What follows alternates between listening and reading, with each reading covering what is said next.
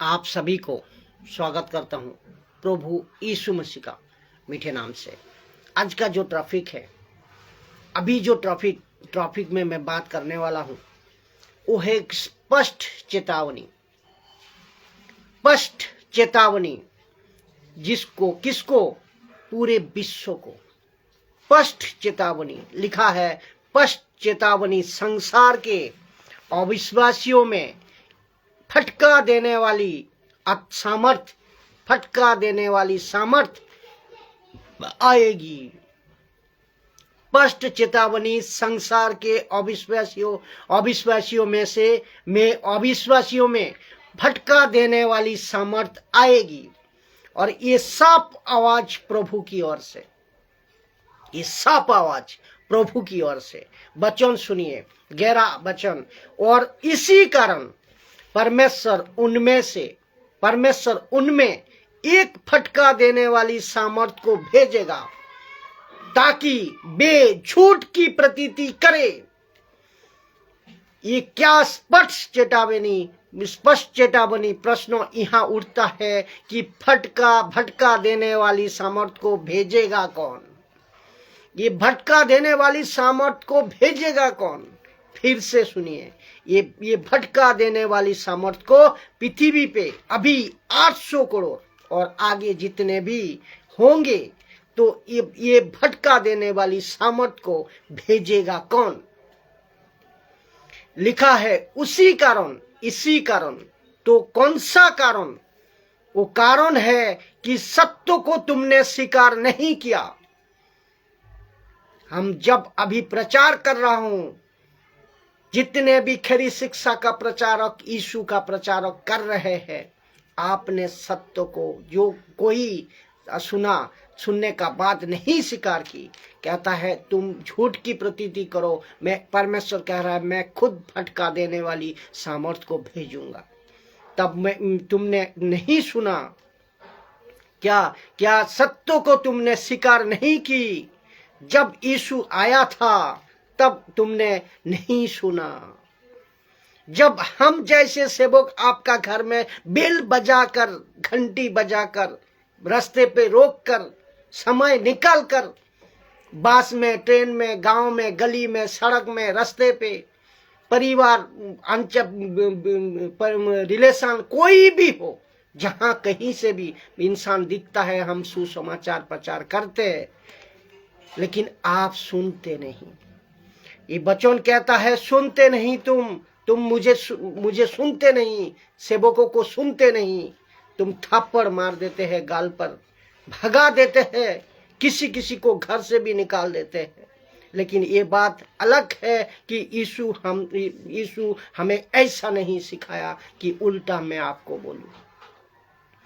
हम कृष्णा टाइप का नहीं है, हम सॉन टाइप का है। समझ गए होंगे आप। तो ये हम समझ गए होंगे कि हमने पलटकर आपको नहीं पूछा, पलटकर आपको नहीं मारा। क्या कहते हैं, इनके 10 किलो का चावल में बिक जाते हैं। 10 किलो छोड़ 50 किलो चावल, प्रभु कहता है 50 किलो चावल तेरे घर पे पहुंचाने का ताकत रखता हूं। तो तुम जो मारते हो, तुम जो हाथ उठाते हो, जैसे मणिपुर में आज चल रहा है, मसीहों का ऊपर अत्याचार, अगर प्रभु ने ऐसा हमें नहीं सिखाया होता कि कोई एक गाल पे थप्पड़ मारे तो दूसरा गाल भी फेर दो, अगर कोई तुझे सताए तो सत लो, अगर कोई तुम्हें घर से निकाल दे तो निकाल लो, अगर कोई आपका कपड़ा छीनता है तो पैंट भी दे दो, आपका गर्दन काटने है तो कटने दो। अगर ये प्रभु हम सभी को नहीं सिखाया होता तो बात अलग होती। हम भी किसी के बाप से नहीं डरता, लेकिन अभी हम चुप है, इसीलिए क्योंकि एक दिन आएगा सबका बाप। फिर पूछ रहा हूं, इन सभी को भटकाने वाला कौन है? एक दिन आएगा सबका बाप एक दिन आएगा और ये मैं इसीलिए पूछ रहा हूं कि ये फटका देने वाली आत्मा आएगा कौन, भेजेगा कौन? ताज्जुब है ना, परमेश्वर फटका दे सकता है? अगर आप लोग को बाइबल की पूरा हिस्ट्री पता होगा तो ये जवाब मिलेगा, क्योंकि फिरौन का राजा को किसने भड़काया था और किसको, और उसको बार बार सख्त कौन करता था, बार बार नम्र कौन करता था? खुद परमेश्वर था। परमेश्वर चाहता था कि इस्राएली फिलिस्तीन के अंदर में से हो जाए, इस्राएल फिलिस्तीन का अंदर में से हो जाए। तो फिलिस्तीन को स्ट्रॉन्ग कौन बनाता था? परमेश्वर। और सुनिए, वो मछली लाया किसने, जिसको 3 दिन उसको अंदर रखा? परमेश्वर ने लाया। शद्रक मेशक अबेदन को आग से पहले बचा सकता था, लेकिन आग में जाकर बचाया। ये मर्जी थी किसकी? परमेश्वर की। ऐसे ही स्पष्ट चेतावनी जिसके कान है वो सुन ले। ऐसे ही स्पष्ट चेतावनी आज तुम नहीं सुन रहे थे, नहीं सुन रहे हो। फेसबुक, यूट्यूब, इंस्टाग्राम पे वीडियो को आप देख रहे होंगे, तुम नहीं सुन रहे हो। और मुझे पता है तुम्हारे पास में भी अलग अलग थ्योरी, ऐसा वाला है मेरे पास, वैसा वाला है मेरे पास, पैसा वाला है मेरे पास, बाबा वाला है मेरे पास, और पता नहीं कैसे कैसे वाला है। कि हमारी तो सनातन से है बा बेटा, हमारी तो ये है, हमारी तो वो है। 4 पीढ़ी 25 पीढ़ी, पता नहीं कहां कहां का सीढ़ी। ऐसे कई थ्योरी आपका पास होंगे। ठीक है, कोई बात नहीं। आज अगर हम प्यार से आपको समझा रहा है, तुमको समझ नहीं आ रही है, मत समझो। लेकिन स्पष्ट चेतावनी लिखा है कि खुद परमेश्वर भटका देने वाली आत्मा भेजेगा। और ये कब होगा पता है आपको? ये कब होगा? अगर आपको पूरा ट्रैफिक, मैं पहले बता दिया, परमेश्वर खुद एक फटका देने वाली सामर्थ को भेजेगा। जो आत्मा बताया था गलत, सामर्थ को भेजेगा।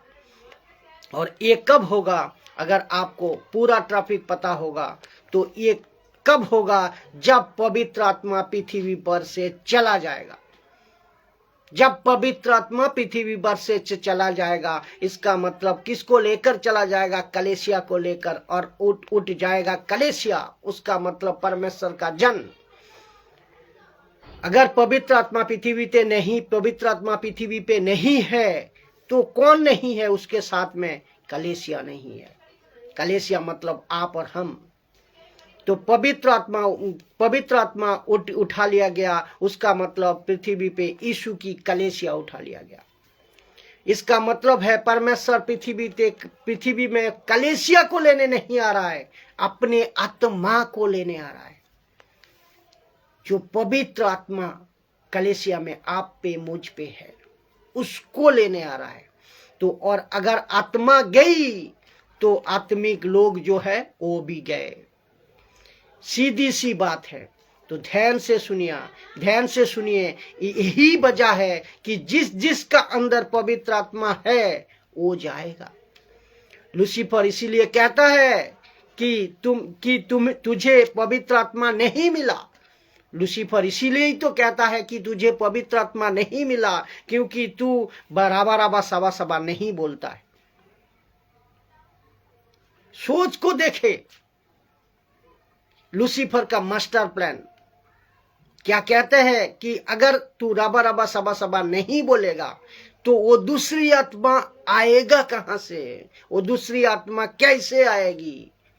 तो और यही वजह है, जब ये बात को मैं समझ गया, जब यही वजह है जो ये प्रकाशन को मुझे मिला, तब समझ गया मैं कि मैं चुपचाप रहूं, नहीं बोलूं। लेकिन अगर मैं चुप रहता, नहीं बोलता, वो दूसरा आत्मा घुस जाएंगे। सोच को देखिए, अगर नहीं बोलता तो क्या होता? आज सबके चर्च में क्या होता, तब किसके पीछे आप भाग रहे होते पता है? उसी आत्मा के पीछे भाग रहे होते जो जारा बारा बासा बासा बोल रहा आपसे बुलवाता है, परमेश्वर की निंदा करवाता है, उसका पीछे आप भाग रहे होते।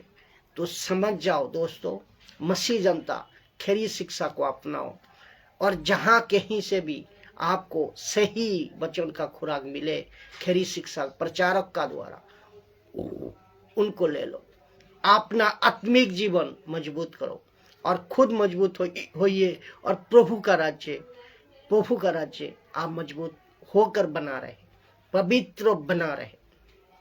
जय मसीह की।